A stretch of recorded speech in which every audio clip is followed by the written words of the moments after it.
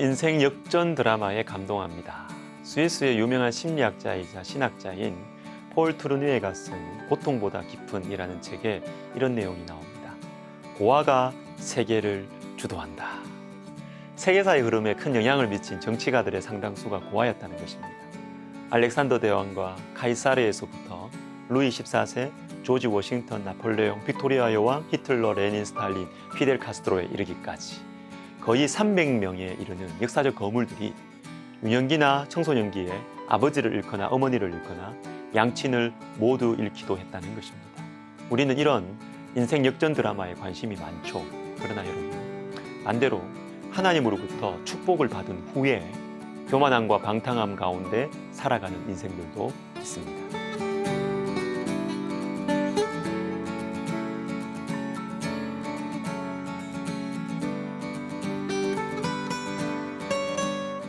느헤미야 13장에는 실제적인 개혁들이 나옵니다. 성벽을 건축하는 것도 힘들었지만 그것보다 더 느헤미야로 하여금 더 근심하게 만드는 것은 말씀에 불순종하는 하나님의 사람들의 마음과 행실을 개혁하는 것이었습니다. 특별히 대제사장 엘리야십에 관한 일이 2번이나 나와요. 영적 지도자죠.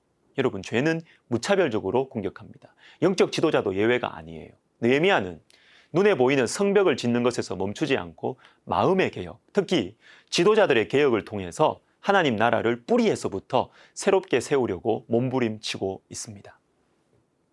스바냐 선지자도 철저한 개혁을 외쳤습니다. 스바냐 1장 6절에 내가 유다와 예루살렘의 모든 주민들 위에 손을 펴서 남아있는 바알을 그곳에서 멸절하여.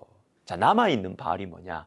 스바냐 선지자는 개혁적인 요시야 왕 때 활동했습니다. 그런데 남아있는 바알을 멸절하라. 이 철저한 개혁을 하라는 말씀을 전했습니다. 무슨 말입니까? 요시야 왕의 이 법적인 개혁에도 불구하고 백성들의 마음 속에는 여전히 우상들이 찌끼처럼 남아 있었다는 것이죠.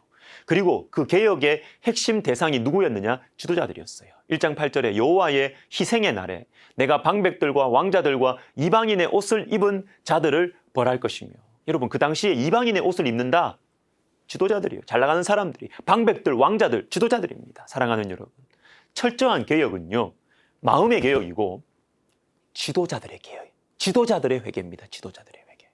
느헤미야 12장과 그리고 3장에 따르면 대제사장 엘리야십은 스룹바벨 당시의 대제사장인 여호수아의 손자이고 예루살렘 성벽을 재건할 때 중요한 역할을 했습니다. 또한 기록에 남은 레위 자손들의 족장이기도 합니다. 그러나 변질됐어요. 먼저 하나님 나라의 회복을 방해하던 암몬 사람 도비아와 협력을 했습니다. 대제사장이 말이죠. 그리고 이방 여인들을 집안 식구로 받아들이는 것입니다. 13장 8절과 9절에서 엘리야십은 도비아와의 이 관계로 인해서 느헤미야로부터 충격적인 권면을 받았습니다. 그럼에도 불구하고 또 범죄에 가담해요. 회개하지 않는 영적 지도자입니다.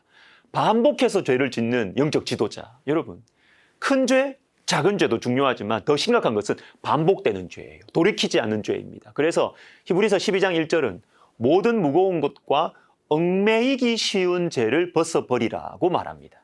얽매이기 쉬운 죄, 즉 내가 쉽게 짓는 죄를 벗어버려야 합니다. 여러분, 죄는 무차별적으로 공격합니다. 사람들에게 보호받고 좋은 곳에 있고 거룩한 일을 하는 것 같은 영적 지도자도 예외가 아닙니다. 저와 여러분도 조심해야겠습니다. 한 가지 더 생각해 보겠습니다. 하나님 백성들이 다시 심각한 죄를 범하는 것을 보고 하나님께서는 솔로몬을 예로 드십니다. 옛적에 이스라엘 왕 솔로몬이 이 일로 범죄하지 아니하였느냐? 그는 많은 나라 중에 비길 왕이 없이 하나님의 사랑을 입은 자라. 저는 이 말씀을 보면서 마음에 떠오르는 한 표현이 있었습니다. 솔로몬의 비애. 그는 많은 나라 중에 비길 왕이 없이 정말 솔로몬은 최고였어요. 지혜만이 아니라 그 부유함과 군사력도 최고였습니다. 그리고 또 보세요. 하나님의 사랑을 입은 자라. 이렇게 축복받고 이렇게 아름다운 솔로몬이 죄 때문에 범죄에서 더러운 왕이 되었어요. 오늘 본문에 나온 이스라엘 백성들도 똑같았습니다. 하나님의 축복을 받아서 포로에서 돌아와서 성전과 성벽을 다 짓고 나니까 이제 살만하니까 예전에 지어서 망했던 그 죄를 또 짓는 것입니다. 에스겔 16장에는 솔로몬의 비애와 비슷한 말씀이 나옵니다. 이르기를 주 여호와께서 예루살렘에 관하여 이같이 말씀하시되 내 근본과 난 땅은 가나안이요 내 아버지는 아모리 사람이요 내 어머니는 헷 사람이라. 너는 피투성이라도 살아 있으라. 죄악으로 가득 차 있던 가나안, 아모리, 헷 사람이 바로 너희들 조상이라는 거예요. 그리고 금방 죽을 피투성이 처지였다는 것입니다. 그런데 하나님께서 살려주셨어요.